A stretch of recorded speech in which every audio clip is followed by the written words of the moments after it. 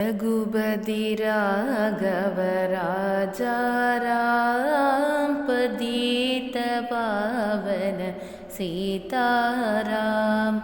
रघुपति राघव राजा राम पतित पावन सीताराम। ஸ்ரீ ராமச்சந்திரமூர்த்தியினுடைய பேரருள் பெருங்கருணையினால் ராமகாவியத்தை ஸ்ரீராம காவியத்தை நாம் படிப்பதற்கும் கேட்பதற்கும் ஒரு நல்ல சந்தர்ப்பம் கிடைத்திருக்கிறது. இந்த நல்ல நிகழ்வில் கலந்து கொண்டு வாரந்தோறும் இந்த நிகழ்ச்சியை செவிமடுத்து கொண்டிருக்கின்ற பேரன்பிற்கும் பெருமைக்கும் உரிய அத்துணை பெரியவர்களுக்கும் எல்லோருக்கும் நமது பணிவான வணக்கங்களை முதற்கண் உரித்தாக்கிக் கொள்கிறோம். ஸ்ரீ ராமச்சந்திரமூர்த்தி கார்காலம் கழிகின்ற வரை நாங்கள் இங்கு இந்த மலையிலே இருக்கிறோம். அதுவரை அரச வாழ்க்கையை நீங்கள் மேற்கொண்டு நீங்கள் கிஷ்கிந்தையிலே வாழலாம் அப்படி என்று சொல்லி அந்த ராமபிரான் சொல்லியிருந்தார். அதன்படி 4 மாதங்கள் கழிந்தன. அதன் பிறகு படை வரவை எதிர்பார்த்து இருந்தார்கள். பின்னர் இளைய பெருமாளை அனுப்பினார். உணர்ந்து கொண்ட சுக்ரீவன் படைகளோடு அங்கு வந்தார். படைகள் அதனுடைய திறத்தை பார்த்தால் அவைகளெல்லாம் எண்ணில் அடங்காதது. அந்த சேனைகளையெல்லாம் வழிநடத்துகின்ற சேனாதிபதிகளே லட்சக்கணக்கான பேர்கள். அந்த படைகள் அவைகளெல்லாம் எல்லா இடங்களிலிருந்தும் கடல் எப்படி வியாபித்திருக்குமோ பெருங்கடல் என அந்த வானர சேனைகளெல்லாம் வந்து 4 திசைகளிலிருந்து வந்து குழுமின. அவைகளையெல்லாம் வரிசைப்படுத்தி அவைகளையெல்லாம் அணி அணியாக மாற்றி ஸ்ரீராமபிரான் காண்பதற்காக அங்கே அந்த சேனைகளுடைய ஒவ்வொரு படைத்தலைவர்களும் ஒவ்வொரு விதத்திலே அவர்கள் அணிவகுத்து அங்கே ராமபிரானுக்கு காட்டினார்கள். ராமபிரான் அந்த வானர சேனைகளை காண்கிறார். ஆனால் 20 நாட்கள் கம்பநாட்டாழ்வார் சொல்லுகிறார், 20 நாட்கள் இரவும் பகலும் பார்த்த பொழுதும் அந்த சேனையினுடைய முழு பகுதியையும் பார்க்க முடியவில்லை. இனி இந்த சேனைகளை பார்ப்பதிலே நாம் நேரத்தை கழிக்க வேண்டாம். எண்ணில் அடங்காத சேனைகள் இவைகளெல்லாம் சீதா பிராட்டியார் எங்கிருந்தாலும் தேடி கண்டுபிடித்து விடுவார்கள். அது மாதிரி பெரிய மகோன்னதமான நல்ல சிறப்பான வீரம் உடையவர்கள். எல்லா வானர வீரர்களை பார்த்ததும் ஸ்ரீராமபிரானுக்கு திருப்தி ஏற்பட்டது. சுக்ரீவன் சொல்லுவார், இனி நாம் இந்த சேனைகளை கொண்டு சீதா பிராட்டியை தேடச் செய்ய வேண்டும். நாட்கள் இனி கடறக்கூடாது அப்படி என்று சொல்ல, இளைய பெருமாளும் அதை சொல்ல, ராமபிரான் அப்படி என்றால் என்ன செய்யலாம் என்று சொன்னவுடனே சுக்ரீவன் அந்த சேனைகளை எல்லாம் ஒரு பகுதியிலே நிறுத்தி 2 வெள்ளம் அளவுள்ள, அதனால் பல லட்சம் வெள்ளத்திற்கு ஒரு கணக்கு இருக்கிறது. அது மாதிரி 2 வெள்ளம் அந்த வானர சேனைகளை தனித்தனியாக பிரித்து அதை வழிநடத்துகின்ற சேனாதிபதிகள், அதை எல்லாவற்றையும் கவனிக்கக்கூடிய அந்த சேனைகளுக்கெல்லாம் தலைவர். அப்படி நீலன் என்பவர் சேனைகளுடைய தலைவர். இந்த கோடிக்கணக்கான வானர சேனைகளுக்கு தலைமை ஒரு ஆள் இருக்க வேண்டுமோ, அது நீலன். இது மாதிரி அந்த சேனைகளை பிரித்தவுடனே சுக்ரீவன் சொல்லுவார், 2 வெள்ளம் சேனைகளை 4 திசைகளிலும் நாம் அனுப்புவோம். தென் திசைக்குத்தான் அந்த சீதா பிராட்டியை ராவணன் என்னும் கொடியவன் எடுத்து சென்றதாக நாம் கேள்விப்படுகிறோம், தெரிகிறது. ஆகவே தென் திசையில் தேடி செல்பவர்கள் ரொம்ப ஜாக்கிரதையாக ரொம்ப கவனமாக சீதா பிராட்டியை தேட வேண்டும். அதற்கு தலைமையாக அனுமனை தென் திசைக்கு அனுமன் போக வேண்டும் அப்படின்னு முடிவு செய்கிறார்கள். அது மாதிரி அனுமனோடு சிறந்த வீரர் பிரம்மபுத்திரர், பிரம்மாவுடைய புத்திரர் ஜாம்பவான் அவரோடு போகட்டும். அதோடு மட்டுமல்லாமல் வாலியினுடைய மைந்தனாகிய அங்கதன் தென் திசைக்கு போகட்டும் என்று சொல்லி 2 வெள்ளம் வானர சேனைகளை அவர்கள் தென் திசைக்கு போவதற்கு தயார்படுத்தினார்கள். ஒவ்வொரு திசைக்கும் 2 வெள்ளம், மொத்தம் 70 வெள்ளம் வானர சேனைகள். என்ன 70 வெள்ளம்? வெள்ளம் என்றால் அது அது அது அது அவைகளெல்லாம் கூடின அந்த இடத்திலிருந்து ஏற்பட்ட அந்த தூசி படலம் வானை போய் மூடிவிட்டதாம். அது மாதிரி அந்த வானர சேனைகள். அதிலே 2 வெள்ளம் வானர சேனைகள் அனுமன், ஜாம்பவான், அங்கதன் முதலியோர்களுடைய பொறுப்பிலே தென் திசையை நோக்கி செல்வதற்கு தயாரானார்கள். அப்பொழுது சுக்ரீவன் கட்டளையிடுகிறார். சுக்ரீவன் தான் எல்லாவிற்கும் என்ன தலைமை, ராஜா. ஆனால் கட்டளையிடுகிறார், ரொம்ப ஜாக்கிரதையாக போக வேண்டும். அனுமனை பார்த்து சொல்லுவார், தென் திசையிலே நீங்கள் சென்றீர்கள் என்று சொன்னால் திரிகூடமலை வரும், வேங்கடமலை வரும். இவைகள்லாம் அந்த ராமகாதையிலே வருகிறது. திருவேங்கடம் என்று சொன்னால் நம்முடைய இப்பொழுது திருப்பதி சாமி இருக்கிறார்களோ, ஏழுமலையான், அந்த பகுதியெல்லாம் எதில் வருது? ராமாயணத்தில். ராமாயணம் திரேதாயுகத்திலே தோன்றியது. அப்பொழுது இவற்றையெல்லாம் சுட்டி காட்டுகிறார்கள். திரிகூடமலை, அது மாதிரி முண்டகவனம், அது மாதிரி சேர சோழ பாண்டியர்கள் ஆளக்கூடிய இந்த தமிழகம் எல்லாம் நீங்கள் ஜாக்கிரதையாக போக வேண்டும் அப்படி என்று சொல்லி சுக்ரீவன் சொல்லுகிறார். அது மாதிரி இவர்கள் தேடுவதற்காக முற்பட்டு புறப்படும் நேரத்திலே ஆஞ்சநேயரை தனிமையாக அழைத்து ராமபிரான் சொல்லுவார், சீதா பிராட்டியை தேடி கண்டுபிடிப்பது இந்த ஆஞ்சநேயராக இருக்கும் என்பது அவர்களுடைய அந்த ஒரு நம்பிக்கை. ஆகவே அவரிடம் சீதாவை பார்த்தால் எப்படி அவருடைய அங்க அடையாளங்கள் இருக்கும் என்பதை சொல்லிக் கொடுக்கிறார். கையில் இருந்த கணையாளியை காட்டினால் சீதா உன்னை நம்புவார்கள். அதனால் நான் ராமனோட இருந்து வருகின்ற ராமதூதன் என்பதை உனக்கு சொல்ல முடியும் என்ன என்று சொல்லி கணையாளியை கொடுக்கிறார். அதுபோல ஞாபகப்படுத்து, நீ ராமனுடைய தூதுவன் தான் என்பதற்கு ஞாபகப்படுத்து. இவர்கள் காட்டை நோக்கி வந்தார்கள் அல்லவா? எங்கிருந்து காட்டை நோக்கி வருகின்ற பொழுது காடு ரொம்ப ஆபத்தானது, உன்னால் எனக்கு துன்பம் வராமல் இருந்தது இதுகாரும், இனி துன்பம் வரக்கூடாது உன்னால். என்னால் துன்பம் வருமா? அயோத்தியே ராஜ்யத்தையே பிரிந்து போகிறீர்கள், என்னால் நிமித்தம் துன்பம் வருமா என்று கேட்டாள். அது மட்டுமல்ல, அந்த அயோத்தி மாநகரினுடைய எல்லை பகுதி, அதாவது அதனுடைய பெரிய கோட்டை அரண், அதை தாண்டி ஒரு 2 நிமிடம் ஆகுவதற்குள்ளே பெரிய காடு வந்தாகிவிட்டதா என்று சீதா கேட்டாள். அந்த மிதிலை மாநகரத்திற்கு நான் விஸ்வாமித்திரரோடு போகும்போது உப்பரிகையிலே இருந்து நான் அவளை பார்த்தேன், அவள் என்னை பார்த்தாள், அதை ஞாபகப்படுத்துங்கள். சிவதனுசை ஒடித்தது ராமனாக இருக்க வேண்டும், இல்லை என்றால் நான் உயிரை விட்டு விடுவேன் என்று சொல்லியிருந்தாள், அதை ஞாபகப்படுத்துங்கள். இப்படி அவர் சொல்லி அடையாளம் சொல்லி அனுப்புகிறார். அது மாதிரி 2 வெள்ளம் வானர சேனைகள் தென் திசை நோக்கி வருகின்றன. தேடும் படலம் நடக்கிறது. ஒரு இடம் விடாமல் வந்து கொண்டே இருக்கிறார்கள். ஆனால் சுக்ரீவன் சொல்லியிருந்தார் ஆஞ்சநேயரை பார்த்து, நீ திருவேங்கடமலையினுடைய உச்சிக்கு போகாதே என்று சொல்லியிருந்தார்.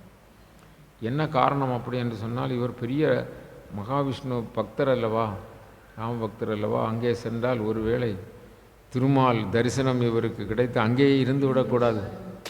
என்ன, இவர் தேடும் பணியை விட்டு ஆகவே நீ அங்கே போகக்கூடாது என்று சுக்ரீவனுக்கு எல்லா இடமும் தெரியுது. இந்த வட திசையிலிருந்து எல்லா இடமும் தெரியுது. அதுதான் அவருடைய. வாலியும் அப்படி இருந்திருக்கிறான். வாலி தம்பி அல்லவா, அவர்களுக்கு ராஜா அல்லவா, தெரியும் எந்த இடத்தில் என்ன இருக்கிறது அப்படி என்பது தெரியும். அப்படி ஒரு அறிவு நிலை. என்ன, நம்முடைய கர்ம வீரர் காமராஜர், அந்த அவர்கிட்ட அவர் சென்னையில் இருந்தால் கூட, அவருடைய இடத்துல இருந்தால் கூட, இந்த ஊர் இன்னதுன்னு சொன்னால் அவர் உடனே இந்த இடத்துல இன்னது இருக்கு இல்லையான்னு சொல்லுவாராம். அவ்வளோ ஞாபக சக்தி. என்ன வந்திருக்கிற மட்டும் இல்லை, ஞாபகம். நாமும் தான் எல்லா இடம் போகிறோம், ஒன்றும் தெரியாதில்ல. ஆனால் அவங்க அவ்வளோ ஞாபகம் வச்சுருப்பாங்க. இன்ன இடத்துல இன்ன பாலம் இருக்குது இல்லையா, இன்ன இடத்துல தண்ணீர் வசதி குறைவு இல்லையா, அவரே சொல்லிடுவார். இன்ஜினியர் சொல்கிறதுக்கு வந்து அவர் சொல்லுவார். அப்படி சொல்கிறாங்க. அவ்வளோ ஒரு அறிவு. அது மாதிரி இந்த சுக்ரீவனுக்கு தென் திசை வருகின்ற இந்த அனுமனுக்கு அவர் அத்தனையும் சொல்லுகிறார். அது மாதிரி ஒவ்வொரு திசைகளில் செல்பவர்களும் அவர் சொல்லுவார். அப்படி இவர்கள் தென் திசைக்கு வருகிறாள். தேடி தேடி தேடி வந்து கொண்டே இருக்கிறார்கள். அப்படி வருகின்ற பொழுது நாட்கள் அவர் 1 மாதம்தான் கெடு கொடுத்திருக்கிறார். எவ்வளவு நாள்? 1 மாதம். 1 மாதத்திற்குள் நீங்கள் சீதாவை தேடி வந்துவிட வேண்டும். அப்போது சரியாக 1 மாதம். அதனால் வேகமாக எல்லா இடங்களிலும் சல்லடை அரித்தது போல எல்லா இடங்களும் தேடுகிறார்கள்.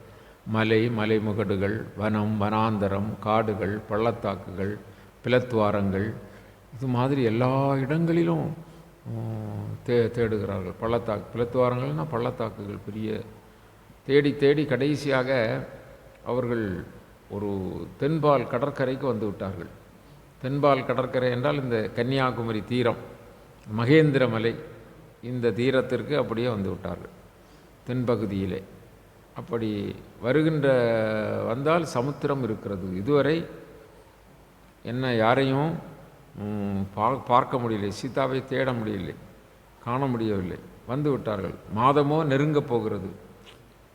இனி நாம் என்ன செய்வது என்று சொல்லி இவர்கள் கடற்கரை தீரத்திலே அங்கும் எங்குமாக அலைந்து 2 வெள்ளம் வானரம் அல்லவா, எல்லா இடமும் வந்து காணவில்லை. அதற்கு தலைவர்களாக இருக்கக்கூடிய அந்த என்ன செய்யலாம் இனி, இந்த வழி முழுதும் இங்கு கடல் வந்து விட்டது, இனி என்ன செய்யலாம் என்று இருக்கும்போது ஒருவருக்கொருவர் பேசிக்கொள்கிறார்கள். எப்படி பேசிக்கொள்கிறார்கள் என்று சொன்னால், நாம் சீதா பிராட்டியை தென் திசையில் ராவணன் எடுத்து வந்தான் என்று நம்மை இங்கு அனுப்பினார்கள். தென்பால் பகுதியெல்லாம் பார்த்தாகிவிட்டது. அவர்களுக்கு இலங்கை என்று ஒன்று இருக்கிறது என்று தெரியாது. நல்லா கவனிக்க வேண்டும். அங்கு ஒரு தீவு இருக்கிறது, அங்கு தான் ராவணன் அரசாட்சிக்கிறான், இது தெரியாது. தெற்கே எடுத்து வந்தான் என்பது தான் தெரியும். அப்பொழுது என்ன செய்யலாம், நாம் காண முடியவில்லை, இனி ராமன் பால் சென்று நாங்கள் சீதாவை காணவில்லை என்று சொல்வதை விட நாம் இறந்துபட்டு போவது நல்லது. அப்படியே அங்கதன் சொல்லுகிறார். அனுமன் முதலானவர்கள் என்ன செய்ய என்று சொல்லி அவர்கள் அந்த கடற்கரை தீரத்திலே அங்கும் இங்கும் உலாத்தி யோசனை பண்ணுகிறார்கள். நாம் தேடி காணவில்லை என்று சொல்வது அது எவ்வளவு அவமானம். நம்மீது நம்பிக்கை கொண்டல்லவா. இவர்கிட்ட என்ன மோதிரம் கூட கொடுத்துருக்காரு இல்லையா, அனுமன் தான் கண்டுபிடிப்பார் என்று சொல்லக்கூடிய நம்பிக்கை இருக்குது. அப்போ எப்படி எந்த முகத்தோடு போய் சீதா பிராட்டியை காணவில்லை என்று சொல்வது என்று அவர்களுக்கு ரொம்ப சங்கோஷம். அந்த நேரத்தில் அங்கு ஒரு மலை பெயர்ந்து வந்தது போல் வருகிறது. ஒரு பெரிய உருவம் அப்படி நகண்டு வருகிறது. அது பார்த்த உடனே வானரங்கள்லாம் கொஞ்சம் பார்த்த உடனே எதிர்த்து நிற்கிறார்கள். சிலர் என்ன செய்கிறார்கள், பயந்து ஓடுகிறார்கள். இது மாதிரி வந்த உடனே அந்த அந்த அந்த அது அது ஒரு ஒரு ஒரு பட்சி, அதாவது ஜடாயு இருக்கிறார் அல்லவா, அந்த ஜடாயுவினுடைய அண்ணன், அந்த அண்ணன் சம்பாதி, அவருடைய பெயர் சம்பாதி.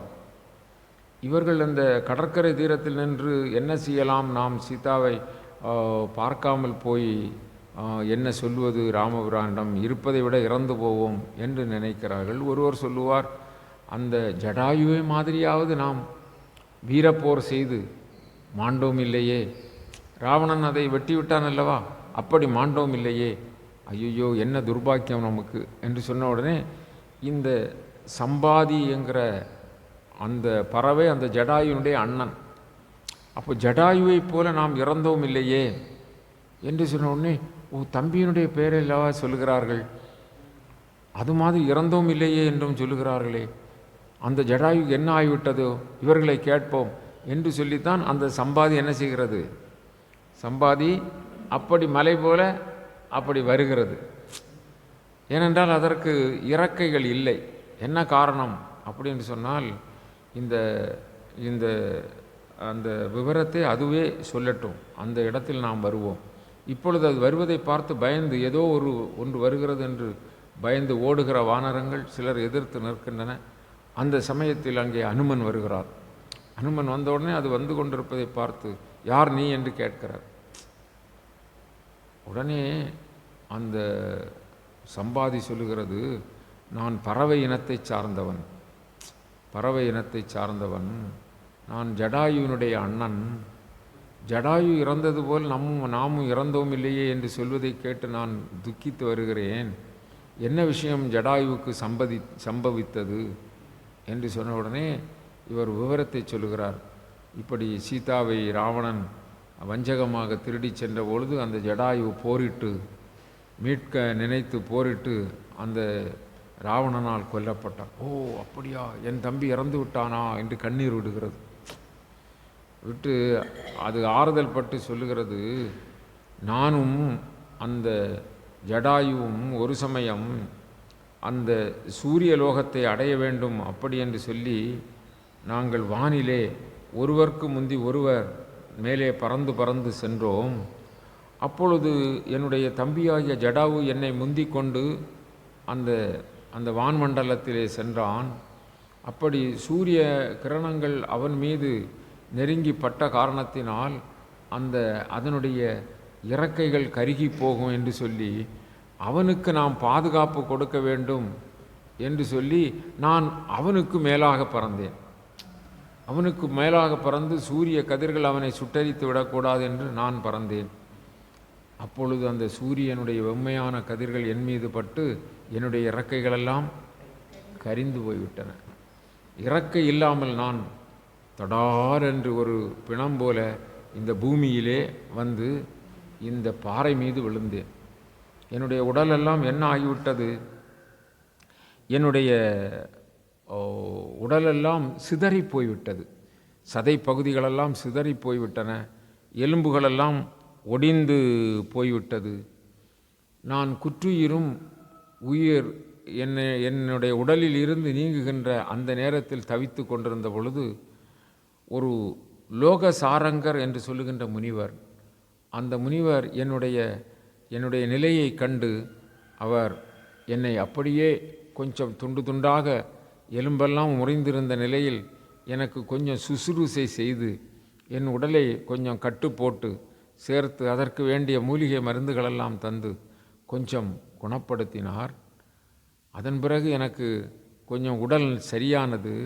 நான் கேட்டேன், எனக்கு இறக்கைகள் இல்லையே, இறக்கைகள் இல்லாமல் நான் எப்படி பறந்து செல்வேன், எப்படி உணவு தேடுவேன், என்னை யார் காப்பாற்றுவார் என்று நான் அவரிடம் கேட்டேன்.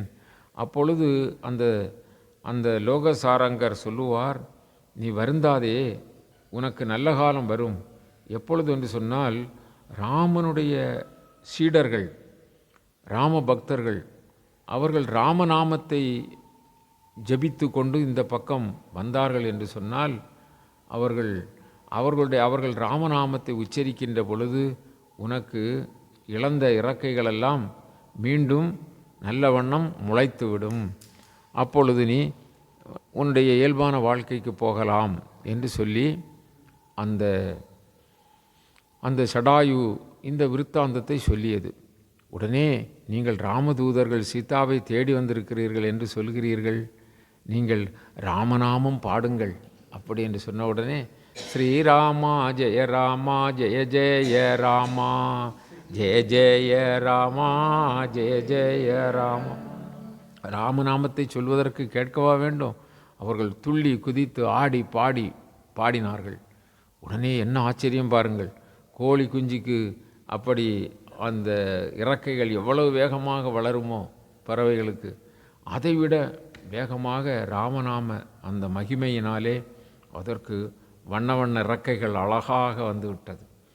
அது மேனியை பார்க்கிறது. அதற்கு இருந்த ஆனந்தம் சொல்ல முடியவில்லை. அந்த ஆனந்தத்திலே சொல்லுகிறது, இப்படித்தான் ராவணன் சீதா பிராட்டியை எடுத்து சென்றான். நான் பார்த்தேன், கழுகுகளுக்கெல்லாம் ரொம்ப கூர்மையான கண் இருக்கும். எத்தனை மைல் தூரம் இருந்தாலும் அதனுடைய கண் தெரியும். இப்பொழுதுதான் அந்த சம்பாதி சொல்லுகிறது, அவன் ராவணன், இலங்கை பேரரசை ஆளுகின்றவன், இலங்கையில் அரசாட்சி செய்பவன் என்பதையெல்லாம் யார் சொல்கிறா, அந்த சம்பாதி சொல்லுகிறது. நீங்கள் அந்த கோட்டைக்கு யமன் கூட போய் கொள்ள மாட்டான். அவ்வளவு பாதுகாப்பான கோட்டை, அங்கு யாரும் செல்ல முடியாது. நீங்கள் அனைவரும் இந்த 2 வெள்ளம் வானரங்கள் இவ்வளவு பேரும் நீங்கள் அங்கே போக வேண்டும் என்று ஆசைப்படாதீர்கள். யாரும் போய் மீண்டு வர முடியாது, கடலை கடந்து போக முடியாது. உங்களில் யார் ஒருவன் பலசாலியோ அவன் ஒருவன் போய் சீதாவை தேடி உங்கள் தலைவருக்கு சொல்லுங்கள். அப்படி என்று சொல்லுகின்ற விவரத்தையும் யார் சொன்னது? சம்பாதி என்று சொல்லுகின்ற அந்த ஜடாயுனுடைய அண்ணன். இப்படி சொல்லிவிட்டு, கழுகு கூட்டங்களுக்கு இப்பொழுது தலைவன் இல்லை, நான் அந்த கழுகு கூட்டங்களை காப்பாற்றுவதற்காக போகிறேன் என்று 2 இறக்கைகளையும் வடித்து வீசிக்கொண்டு போய்விட்டது. இப்பொழுது இவர்களுக்கு ஒரு தெளிவு கிடைத்திருக்கு. நாம் சீதாவை காணாமல் எப்படி போவது என்று. இதற்கு அப்பாலும், கடலுக்கு அப்பாலும் இடம் இருக்கிறது. அங்குதான் அந்த ராவணன் ஆட்சி செய்கின்றான், அங்குதான் விமானம் போனது என்று இந்த சம்பாதி சொல்லி இருக்கிறது. ஆகவே அங்கு ஆனால் யாராவது ஒருவர் தான் போக வேண்டும். நல்ல வீரம் போயிட்டு வர வேண்டும் அல்லவா? கடலை தாண்டி போக வேண்டும், பிறகு வர வேண்டும். அங்கு ஒருவேளை எதிர்ப்புகள் இருந்தது என்று சொன்னால் அந்த எதிர்ப்பை சமாளிக்க வேண்டும். இதெல்லாம் இருக்கிறது அல்லவா? ஆகவே நம்மில் யார் போவது அப்படி என்று சொல்லி அங்கு சிந்தனை. அப்படி சிந்திக்கின்ற பொழுது ஒவ்வொரு வீரர்களாக யார் போவது என்று சொல்லி யோசிக்கிறார்கள். 70 வெள்ளம் வானரத்திலும் சேனாதிபதிகள் நிறைய பேர் இருக்கிறார்கள். ஆனால் அவர்களெல்லாம் நாங்கள் கடலை தாண்டி போய் கொள்ள மாட்டோம் என்று சொன்னார்கள். பிறகு அங்கதன் சொன்னான், வாலியினுடைய மைந்தன் அங்கதன், நான் கடலை தாண்டி போய்விடுவேன், ஆனால் அங்கு இருக்கின்ற எதிர்ப்புகளை சமாளித்து நான் மீண்டும் வருவேனா என்பது சந்தேகம், என்னால் அதற்குள்ள சக்தி இல்லை. இப்படி அங்கதன் சொன்னார். அதன் பிறகு ஜாம்பவான் அவர் சொல்லுவார், நீங்கள் ஒருவரும் போகாவிட்டால் நான் போய்விடுவேன் என்ன, ஆனால் எனக்கு கொஞ்சம் வயதாகிவிட்டது. அது மட்டுமல்ல, ஒரு சமயம் சிவபெருமான் எனக்கு ஒரு கட்டளை இட்டார், உலகம் முழுவதும் பறை அறிவித்து செய்தியை சொல்வது நான் தான். அப்படி நான் மலைக்கு மலை தாவி 8 திக்கும் பறை அறிவித்து அந்த செய்தியை சொல்லப் போகின்ற பொழுது ஒரு மலையில் என்னுடைய கால் முட்டி மோதிவிட்டது. அதனால் எனக்கு கொஞ்சம் ஊனம் ஏற்பட்டு விட்டது. இல்லை என்றால் உங்களையெல்லாம் நான் என்ன செய்ய வேண்டியதில்லை, தாங்கி கேட்க வேண்டியதில்லை, நானே போய் வந்து விடுவேன் என்று சொல்லி விவரத்தை சொல்லும்போது அங்கே ஆஞ்சநேயர் கூனி குறுகி ஒரு இடத்தில் இருக்கிறார். ஆஞ்சநேயரை பார்த்தார். ஆஞ்சநேயா, நீ யார் தெரியுமா? உன்னை பற்றி உனக்கு தெரியாமல் நீ கூனி குறுகி இருக்கிறாய். நீதான் கடலை தாண்டி செல்வதற்கு வல்லமை உடையவன். உன்னை போல் வீரர் யார் இருக்கிறார்கள்?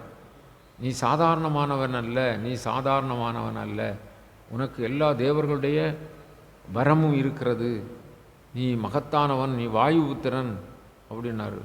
ஆஞ்சநேயர் அப்படியே கொஞ்சம் அப்படின்னு வந்தார். உனக்கு உன்னுடைய வரலாறு தெரியுமா அப்படி கேட்குறாரு ஜாம்பவான். என்ன என்று ஆஞ்சநேயர் கேட்ட பொழுது அவர் சொல்லுவார், நீ வாயு புத்திரன், அஞ்சனை வயிற்றில் பிறந்தவன், நீ தொட்டிலே படுத்து அப்படி உன் அம்மா தாலாட்டுகின்ற பொழுது தூங்க வேண்டும் என்று படுத்திருந்தவன், வானிலே தோன்றிய இளம் சூரியன் சிவப்பு நிறத்தில் இருப்பதை பார்த்து இது நாம் சாப்பிடக்கூடக்கூடிய கனி என்று நினைத்து அதை தாவி பிடிப்பதற்காக தொட்டிலிருந்து அந்த சிறு பிராயத்தில் நீ அப்படி எழும்பி போனாய். அப்படி போன பொழுது இந்திரன் பார்த்து விட்டான், எங்கே சூரிய பகவானுக்கு எதுவும் ஆபத்து வந்து விடக்கூடாதே, இந்த ஆஞ்சநேயர் இப்படி போகிறாரே என்று சொல்லி அவன் கையில் இருந்த கதாயுதத்தினால் உன்னை அடித்து விட்டான். நீ அடிபட்ட மாத்திரத்திலே முகத்தில் அடிபட்டதனால் நீ கீழே விழுந்தாய். இந்த செய்தியை அறிந்த வாயு பகவான் உன் தந்தை உடனே ஒரு பெரிய என்ன ஸ்ட்ரைக்குக்கு ஆங்கிலம் என்னது, ஒரு பெரிய போராட்டம் இல்லையா, ஒரு போராட்டம் என்ன என்றால், வாயு நான் ஒரு இடம் போகவில்லை என்றால் எல்லோரும் செத்து மடிந்து போவார்கள். நான் உலாவி கொண்டிருந்தால் தானே எல்லோருக்கும் மூச்சு கிடைக்கும், காற்று கிடைக்கும், பிராணன் கிடைக்கும். ஆகவே நான் என்னுடைய வேலையை செய்ய போவதில்லை அப்படி என்று வாயு ஸ்தம்பித்து விட்டது, நின்று விட்டது. உடனே தேவாதி தேவர்களெல்லாம், மூவாதி மூவர்கள் மற்றுமுள்ள எல்லா பேரும், எல்லா தேவர்களும் இங்கு வந்து குவிந்து விட்டார்கள். வாயு கொஞ்ச நேரம் இல்லை என்றால் என்ன ஆகிவிடும், உலகத்து உயிர்கள், உலக இயக்கமே மாறிவிடும். உடனே வந்து எல்லாம் கெஞ்சி, நீங்கள் அப்படி செய்யாதீர்கள், இயல்பாக இருங்கள், இயற்கைக்கு மாறாக நடக்காதீர்கள் என்றெல்லாம் வேண்டினார்கள். என் மகன் இப்படி இந்திரன் அடித்து போட்டிருக்கிறான், நான் என்ன உன் மகனுக்கு வேண்டியதை நாங்கள் செய்கிறோம், நீங்கள் என்ன செய்கிறீங்க? உங்கள் போராட்டத்தை கொஞ்சம் விடுங்க. என்ன உடனே அவர் சூரிய பகவான் நான் இன்னதை செய்கிறேன், அக்னி பகவான் நான் இன்னதை செய்கிறேன், வருண பகவான் இவன் நான் பெற்ற வரமெல்லாம் உங்கள் மைந்தனுக்கு என்று இப்படி எல்லா தேவர்களும் தங்களுக்கு இருக்கிற சிறப்பான வரத்தை யாருக்கு கொடுத்தார்கள்? ஆஞ்சநேயருக்கு கொடுத்தார்கள். ஆஞ்சநேயருக்கு கொடுத்தார்கள். வாயு பகவான் இப்பொழுது மகிழ்ச்சி அடைந்து போராட்டத்தை விட்டார். அப்படி நீ எல்லா தேவர்களுடைய வரத்தையும் பெற்றவன். அப்படி என்றால் எல்லா தேவர்களுக்கும் தேவனாக இருக்கக்கூடிய வல்லமை உன்னிடம் இருக்கிறது. அது மட்டுமல்ல, சூரிய பகவானோடு சென்று அவரோடு கூடவே சென்று வியாகரணம் படித்திருக்கிறாய். சூரிய பகவானிடம் வியாகரணம் என்று சொன்னால் வேதத்தினுடைய முடிந்த முடிவு, எல்லா நூல்களினுடைய சாராம்சம். ஆகவே நீ நுண்ணறிவு உடையவன், பெரிய பேரறிவாளன்.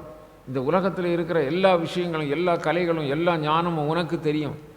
என்ன இப்படி சொல்ல சொல்ல இப்போ இவருக்கு கொஞ்சம் அந்த பலம் வருது, அந்த உத்வேகம் வருது. யாருக்கு?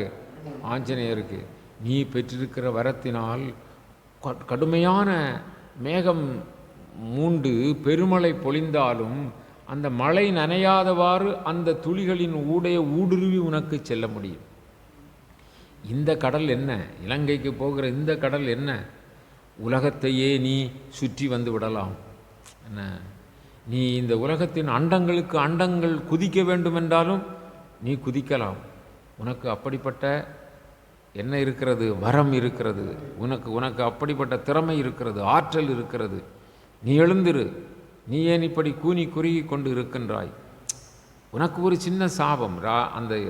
அந்த ஆஞ்சநேயருக்கு ஒரு சின்ன சாபம் என்ன என்று சொன்னால், இந்த ஆஞ்சநேயர் சிறு பருவத்திலே துடுதுடுப்பாக இருப்பார். சாதாரண நீங்கள் பார்ப்பீர்கள் அல்லவா, குரங்கு என்று சொல்லுகின்ற பொழுது அது ரொம்ப வேகமாக இருக்கும். இது ஆஞ்சநேயர் வாயு புத்திரன், என்ன சிவனுடைய அம்சம். ஆகவே இவர் என்ன செய்வார்? எப்பொழுதும் அங்கு குதிப்பது இங்கு குதிப்பது, விளையாடுவது, பாறையை தூக்கி அங்கே தண்ணீரில் எறிவது, தண்ணீரை எல்லாம் திரட்டி அங்கு தூக்கி எறிவது, இப்படி வரும். இந்த முனிவர்களெல்லாம் அப்படி தியானம் தவமெல்லாம் இவர் என்ன செய்திருவார்? இவர் வேண்டாது அவங்க வச்சுருக்க கமண்டலத்தை எடுத்துகிட்டு போயிடுவார். என்ன, அவங்க மாத்திரை கொலை எடுத்துடுவார். அவங்க ஆடைகள்லாம் சுருட்டி வச்சுருந்தால் எடுத்துக்கொண்டு அந்த மரத்தில் வச்சுருவார். என்ன, இவருக்கு தொந்தரவு தாங்காது. என்ன செய்கிறாரு, என்ன எப்படி போகிறதான்ட்டு இவங்க சமைத்தெல்லாம் பறக்கி வச்சுருந்தா அதெல்லாம் எடுத்து தண்ணியில் கொண்டு போட்டுருவார். இப்படி எதான் செய்வார். நிறைய விளையாட்டு, என்ன தீராத விளையாட்டு பிள்ளை என்று சொன்னது மாதிரி இவருக்கு ஆஞ்சநேயருக்கு விளையாட்டு. அதனால் அவங்களுக்கு தெரியுது இவர் வாயுபுத்திரன், ரொம்ப அவங்களுக்கெல்லாம் தெரியும். ஆனாலும் ஒன்றும் செய்யக்கூடாது இவரை என்ன சொன்னால் இவருக்கு விளையாட்டு நாளுக்கு நாள் அதிகமாகி அவங்களுக்கு எல்லாம் பெருத்த சங்கடம். என்ன, கமண்டலத்தை வச்சுருந்தா கமண்டலத்தை எங்கேயோ கொண்டு போட்டிருந்தா அப்புறம் எங்கே போய் தேடி எடுக்கிறது, மாத்திரை கோல் அப்படி போயிடும். எல்லாமே இவங்களுக்குள்ள வேள்வி சம்பந்தமான எல்லாமே. இவங்க அரணிக்கட்டையெல்லாம் வச்சுருப்பாங்க, கட்டை உரசி நெருப்பு எடுக்கிறதுக்கு. இது எல்லாமே இவர் அங்கங்கே கொண்டு போட்டுருவார். அப்போது இவருக்கு ரொம்ப துன்பமும் கொடுக்கக்கூடாது. ஆனால் இவர் சேட்டையும் பண்ணாமல் இருக்கணும். ஆஞ்சநேயா, உன்னுடைய பலம் உனக்கு தெரியாது இருக்கட்டும். ஆமாம், பிறர் சொல்லித்தான் உனக்கு தெரியணும், அது மாதிரி சொல்லிட்டாங்க. அதனால் இப்போ இவருக்கு பலம் இவருக்கு தெரியாது. யானையின் பலம் யானைக்கு தெரியாது. தெரிஞ்சங்க ஒருத்தரையும் என்ன செய்யாது, விட்டு வைக்காதில்ல, அவ்வளோ பலம் இல்லையா. அதனால் பகவான் அதுக்கு சின்ன கண் கொடுத்துருக்காரு. என்ன, எல்லாமே பெருசாக தெரியும் அதுக்கு பார்க்குற பார்வைக்கு. அப்போ அது கிட்டாருமா வராது. ஒரு மனிதன் பாகன் அங்கே நிற்கானா அவன் பெருசாக ஆளாக தெரியும் யானைக்கு. என்ன, கடவுள் அப்படி கொடுத்துருக்கிறாரு. அப்போ அதுக்கு வேகம் குறையும் என்கிறதுக்காக வேண்டி. இப்படி ஆஞ்சநேயருடைய இது தெரியாமல் யாராவது சொன்னால் அவருக்கு தெரியும். இப்போ அந்த விஷயத்தை இங்கே சொல்கிறார். என்ன, நம்ம ஜாம்பவான் சொல்கிறார், நீ மகத்தானவன், நீ மேலானவன், எல்லோருக்கும் மேலானவன், நீ நினைத்தால் எந்த காரியத்தையும் சாதிக்க முடியும். நீ நெருப்பில் வேண்டுமென்றாலும் இருக்கலாம், காற்றிலும் கடிய வேகத்தில் செல்லலாம், மழை நீர் துளியின் ஊடேயும் செல்லலாம், நீருக்குள்ளும் இருக்கலாம், நீ உணவின்றி பலகாலம் இருக்கலாம், நீ இல்லாமல் இருக்கலாம். இதெல்லாம் சொன்னார்.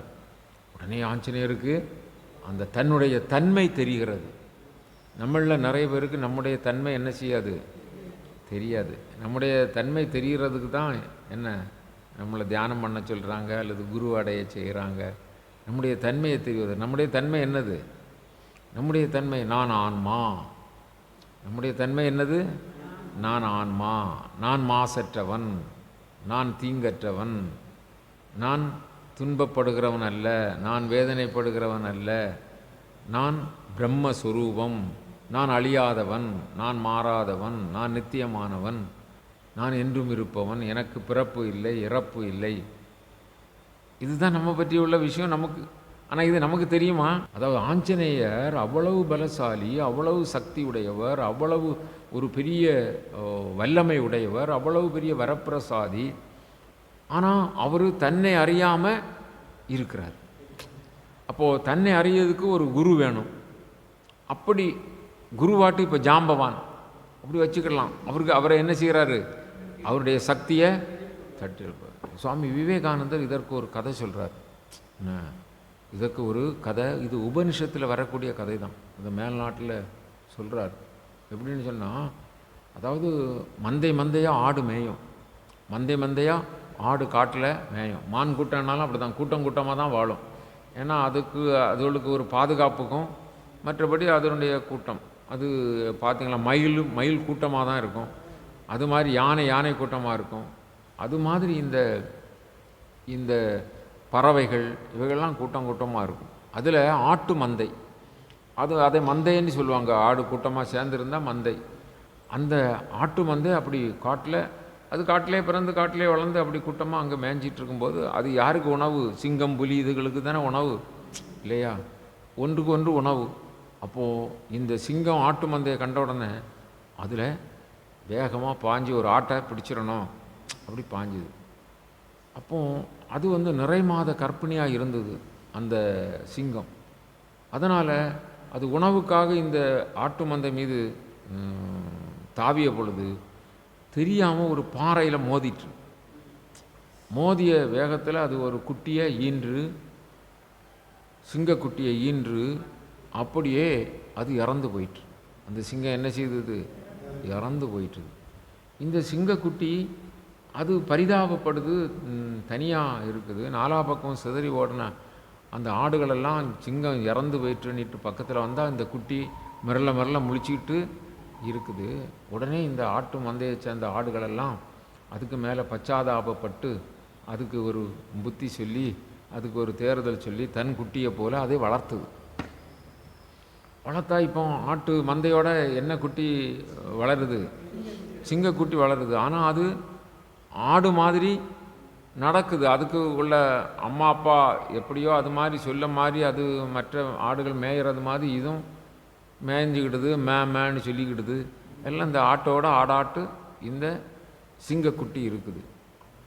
அப்போது இன்னும் ஒரு 6 மாதம் கழித்த ஒரு சிங்கம், அந்த ஆண் சிங்கம், அந்த காட்டில் உள்ள ஆண் சிங்கம் இந்த ஆட்டு மந்தையை பார்த்தோன்னே, ஓ இன்றைக்கு நமக்கு நல்ல இறை கிடச்சிது, 1-2 ஆட்டை அப்படி குதறிடணும், நம்ம உணவுக்கு சரியாக போகும் அப்படின்னு இதுக்கு மேலே பாஞ்சுது. அப்போ சிங்கம் பாயுதுன்னு சொன்னோடனே எல்லா ஆடுகளும் என்ன செய்யும்? 4 பக்கமும் சிதறி ஓடும், உயிருக்கு பயந்து தானே ஓடுது. அப்போது இது மட்டும் ஓடிக்கிடாமல் கொஞ்சம் மெல்ல ஓடுது. எது? இந்த சிங்கக்குட்டி. இதான என்ன சொல்லுது? மேன்னு சத்தம் போட்டு போகுது. உடனே அந்த என்னடா நம்ம ஆட்டை பிடிக்க வந்தால் இங்கே ஆட்டு மந்தையில் ஒரு சிங்கக்குட்டி நம்ம இனத்தை சேர்ந்த ஒரு குட்டி இங்கே இருக்குது, ஆனால் மேன்னு சொல்லுது. ஓடி போய் அதை பிடிச்சிட்டுது. பிடிச்சிட்டு உடனே அதுக்கு இன்னும் பயம் வந்துட்டுது. பயம் வந்து என்ன விட்டுருதுன்னு சொல்லுது. என்ன அப்போ இது பார்த்துட்டு, நீ பயப்படாத, நீ ஆடல்ல, நீ சிங்கம், நீ ஆடல்ல, சிங்கம், நீ பயப்படாத அப்படி சொல்லுது. ஆனால் அந்த சிங்கக்குட்டி ஆட்டினத்தோடு வாழ்ந்ததுனால தன்னையும் ஒரு ஆடுன்னு நினச்சிட்டு அப்படி தலையை தொங்க போட்டுட்டு மேன்னு சொல்லி புல் மேய்ஞ்சிக்கிட்டு இருந்தது மாதிரி இருக்கிறதுனால அதுக்கு அந்த பயம் தீரலை. என்ன ஆடுங்கிறது நினைவில் தான் இருக்குது.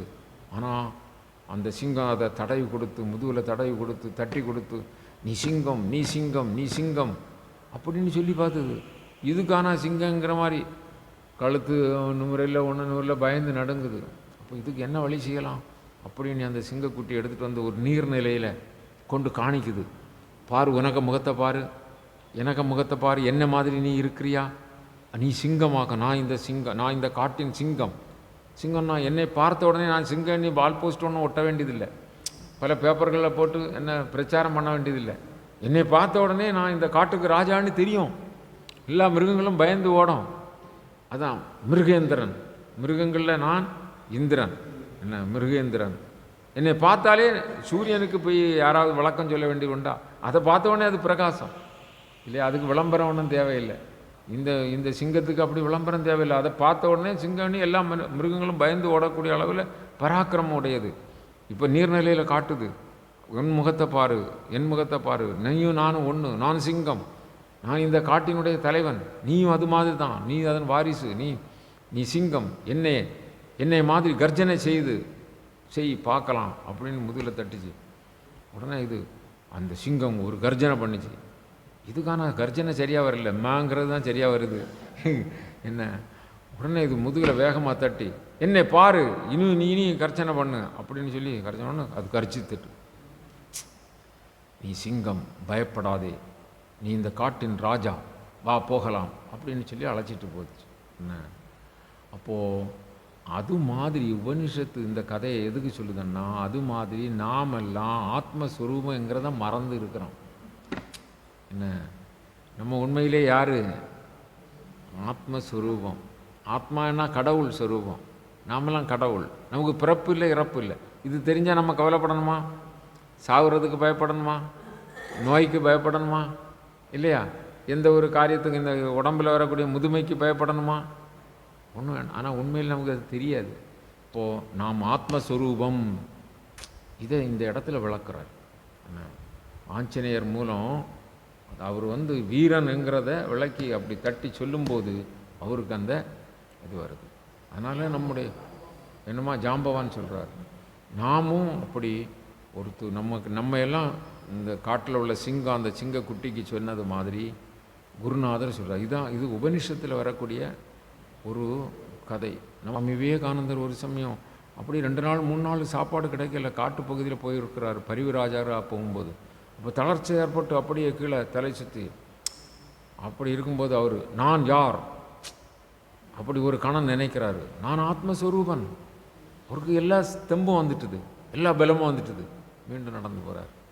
அப்போது நினைவுக்கு தகுந்தவாறு நம்ம உடம்புல என்ன, நீங்கள் ஹார்மோன் சுரக்கன்னு சொன்னீங்கல்ல, இதுதான் அதில் உள்ளது. எனக்கு நோய் இல்லை என்ன, நோய் இல்லை. எனக்கு நோய் பிடிச்சிட்டு என்ன பிடிச்சிக்கிட்டு என்ன, அதுதான் மனம் போல வாழ்வு. நம்முடைய மனம் அப்படி இருக்குது, எண்ணம். அப்படி சொன்ன உடனே ஆஞ்சநேயர் என்ன செய்துட்டாரு, அப்படி எழுந்துட்டார். எழுந்த உடனே நீங்கள் எல்லாம் விரும்பினா என்ன, நான் கடலை தாண்டி சென்று சீதா பிராட்டியை கண்டு வருகின்றேன். அதற்கு ஏதாவது நிர்பந்தம் இருந்தால் அவர்களையெல்லாம் அழித்து வருகிறேன். இல்லை நீங்களெல்லாம் சொல்வீர்கள் என்றால் இலங்கை என்று சொல்லுகின்ற அந்த தீவினை நான் அப்படியே தூக்கி கொண்டு வந்து விடுகிறேன். நான் ஆணவத்தோடு எதுவும் சொல்லவில்லை, ஆனால் நீங்கள் எனக்கு அனுமதி கொடுத்தால் அப்படி கூட என்னால் செய்ய முடியும்.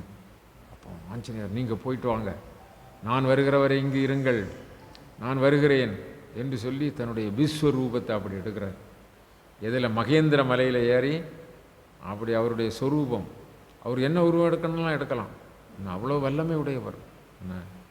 அங்கே அவருக்கு முதல்ல ஒரு காட்சி கொடுத்தார் இல்லையா ராமபிரானுக்கு, எங்கள் ஞாபகம் வச்சுருக்கிறீங்களா? கிஷ்கிந்தையில். அப்போ அவருடைய அந்த குண்டலம் வரை தான் தெரிஞ்சுது, அவ்வளோ வல்லமை உடையவர். புரிஞ்சுது இல்லையா? முகத்தில் குண்டலத்துக்கு மேலே தெரியலை, குண்டலங்க தொங்கும், இதுக்கு மேலே தெரியல. ராமபிரானுக்கு அவதார புருஷருக்கே தெரியல. அவ்வளோ பெரிய மகத்தானவர் ஆஞ்சநேயர் என்கிறத பாருங்கள். அப்போ இப்போ எழும்பின உடனே அந்த மலைக்கு மேலே எழுந்து நிற்கிறாரு. எழுந்து நின்ன உடனே அப்படி அந்த மலை அமுங்குதான். இப்போ இருக்கிற மகேந்திர மலை அமுங்கி போயிருக்கு. ஆஞ்சநேயர் ஆமாம் ஆஞ்சநேயர் ஏறதுக்கு வந்து அந்த மலை ரொம்ப உயர்ந்தரமாக இருந்திருக்கும். இவர் ஏறினோடனே அமுங்கிட்டு அந்த குகைகளில் இருந்த சிங்கங்களெல்லாம் சிலது நசுங்கி போச்சு, சிலது வெளியே சாடி ஓடிட்டு, பாம்புகளெல்லாம் வெளியே வந்துட்டு புதுசு என்ன. வரப்பில் நீங்கள் விவசாய வயலில் மருத நிலத்தில் வயல் வரப்பில் போனீங்கன்னா நீங்கள் மிதிச்சிட்டு போனீங்கன்னா நண்டு எல்லாம் வெளியே வந்துடும். என்ன காரணம்? நீங்கள் மிதிக்கிற அந்த இது அந்த சேரை பதிஞ்சு அங்கே உள்ளே இருக்க முடியாமல் அது புசுன்னு. ஆமாம், வெள்ளம் வரும். அது மாதிரி எல்லாம் வந்துட்டுது. இப்படி மேலே பார்க்குறாரு, மேலே பார்த்தா அங்கே சொர்க்கலோகம் தெரியுதான். ஓ, அப்போ இது இல்லை, கொஞ்சம் தாத்து பார்ப்போம், அவ்வளோ உயரத்தில் இருக்கார். கீழே பார்ப்போம், அப்போ கீழே பார்க்கும்போது இலங்கை அப்படி தெரியுதான். என்ன உடனே ஒரு அங்கிருந்து ஒரு குதிக்கிறார். என்ன குதிக்கும்போது மரம் செடி கொடியெல்லாம் அவருக்கு கூட போகுதான். அவ்வளோ வேகம் அது. என்ன அந்த வேகம் இந்த செடிகள்லாம் இழுத்துட்டு போகுது. என்ன சில வண்டிகள்லாம் வேகமாக போனால் அந்த பக்கத்தில் இருக்க தூசு, அந்த நம்ம பேப்பர் இதெல்லாம் இழுத்துட்டு போன மாதிரி போகும்ல, அது மாதிரி போகிறார். ஓ, இவர் ராமகாரியமாக போகிறாரு, இவரை சோதிக்கணும் அப்படின்னு சொல்லி இவரை சோதிக்க தேவர்கள் நினச்சாங்க. இவரை எப்படி சோதிக்கலாம் அப்படின்னு சொல்லி இவரை சோதித்தாங்க. இதுலேயும் ஒரு பெரிய தத்துவம் இருக்குது. ஏதாவது நல்ல காரியத்துக்கு போகும்போது நண்பர்களால் நமக்கு கேடு வரலாம். என்ன நண்பர்கள் தான், ஆனால் கேடு வரலாம். உறவுகளால் கேடு வரலாம். இப்போது 3, அதாவது சொந்தக்காரங்களாக இருந்து உனக்கு என்னத்துக்கு ஐயா, குடும்பமாக இருக்கா, நீ பிள்ளை குட்டிக்காரன், 4 பேரை போல பணம் சம்பாதிப்பியா, அதோட செய்வியா, நல்லது செய்யறது போல இருக்கும். ஆனால் நம்மளை நரகத்துக்கு தள்ளி விடுது. ஆமாம், புரியுது இல்லையா? இது மாதிரி சொல்லுவாங்க, இது மாதிரி செய்வாங்க. அப்போ அது மாதிரி சோதனை, 3 சோதனை. சிலது நட்பு ரீதியாட்டு வரும். நமக்கு உதவி செய்தது போல் நமக்கு தீங்காயிரும். ஆமாம் ஆமாம் ஆமாம். போகலாமல் ஒரு வெத்தில போட்டுருப்பாங்க, ஒரு பழம் சாப்பிட்ருப்பாங்கன்னா பஸ்ஸு போயிடறாங்க. போயிட்டா அப்போ நம்ம யாத்திரைக்கு தடங்கள் வரும். இவர் ராமகாரியமாக போகிறார், இவர் எவ்வளவு சிரத்தையாக போகிறாரு பார்ப்போம் அப்படின்னு தேவர்கள் சோதிக்காங்க. தேவர்கள் வேண்டாதவர்கள் இல்லை, வேண்டப்பட்டவங்க தான். ஆனால் இவரை சோதிக்கிறாங்க.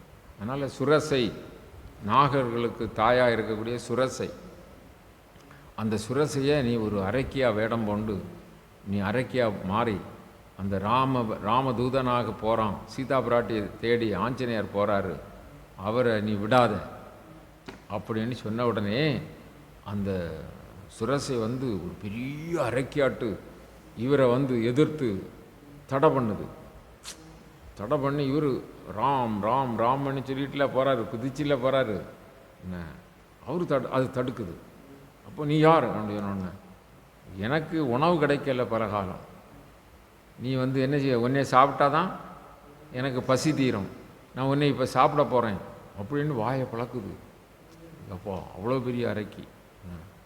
இவர் ஆஞ்சநேயர் சொல்கிறாரு, நான் ராமகாரியமாக போகிறேன், நான் போயிட்டு திரும்பி வரும்போது ஏன்னா அந்த காரியத்தை செய்த பிறகு எனக்கு உடம்பு உனக்கு வேணும்னா நான் தந்துடுறேன், என்னை விட்டு. இல்லை இப்போந்தான், இப்பொழுதே உடனே நான் விட மாட்டேன், உன்னை இப்பவுமே சாப்பிட்ருவேன் அப்படின்னு சொன்னோடனே இவர் பெரிய உருவம் எடுக்கிறாரு. எப்படி சாப்பிட போகிறான்னு பார்ப்பான்ட்டு அவளும் விட்டா இல்லை அந்த சுரேசை. அவளும் வாய, இவர் 10 அடியில் இருந்தான்னா அது 10 அடி, இவர் 100 அடியில் இருந்தால் அது 100 அடி வாயை பழக்கம், இவர் 1000 அடி உயரத்துலன்னா அது 1000 அடி பழக்குது. ஆமாம், இவர் அப்படி கூடி கூடி கூடி கூடி பெரிய உருவம் எடுத்தார்.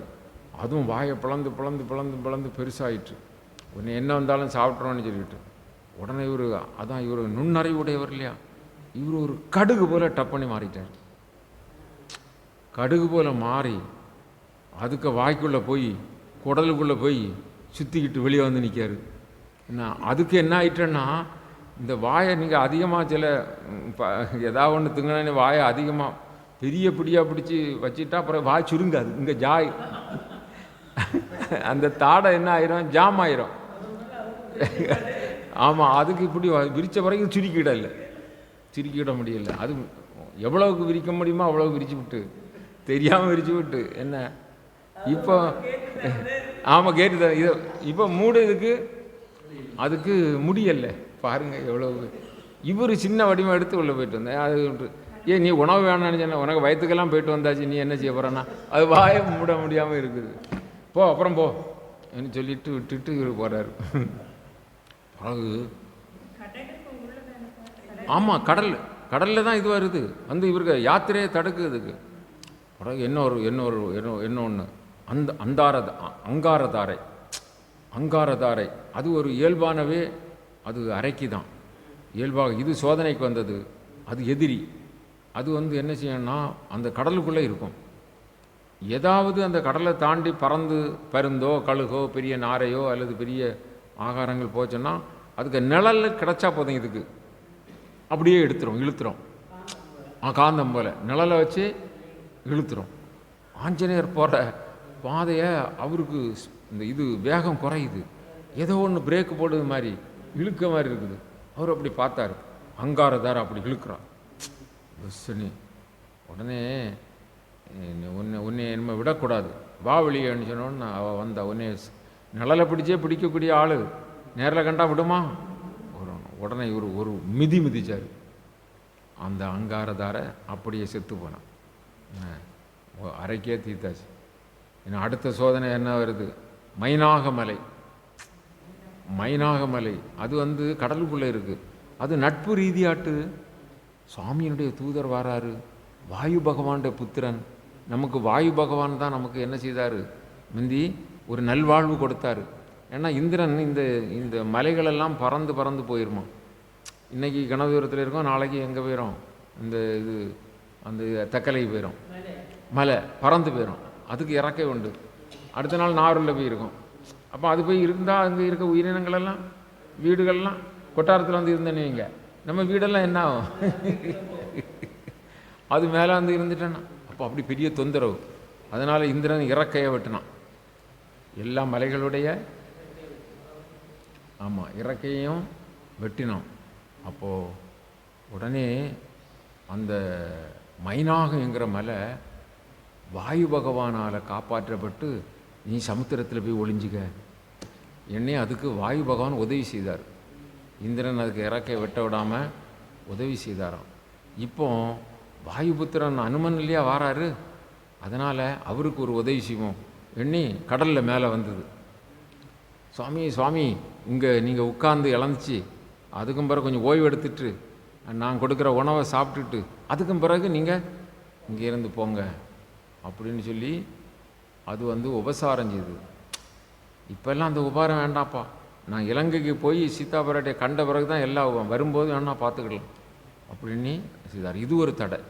இப்போ இது மாதிரி இனி தடை வரக்கூடாதுன்னு சொல்லிட்டு ராமநாமத்தை உச்சரிச்சுட்டே போயிட்டார், சாமியை நினச்சிட்டு அப்படி போனார். அப்போ 3 விதமான தடை வந்துருக்குது. என்ன, வேண்டப்பட்டவங்களால் தடை இல்லையா, அந்த எதிரினால் தடை, ஒரு நண்பனால் தடை, நண்பனால் தடை. இப்படிப்பட்ட தடைகள் நம்முடைய வாழ்க்கையிலும் என்ன செய்யும், நம்முடைய வாழ்க்கையிலும் நாம் என்ன செய்யும்போது, நாம் ஒரு நல்ல காரியத்துக்கு ஈடுபடும் போது நமக்கு என்னதாட்டு வரும், தடையாட்டு வரும். தாவி சென்ற ஆஞ்சநேய மகாபிரபு சுவேதமலையில் சென்று குதித்தார், இறங்கினார். சுவேதமலை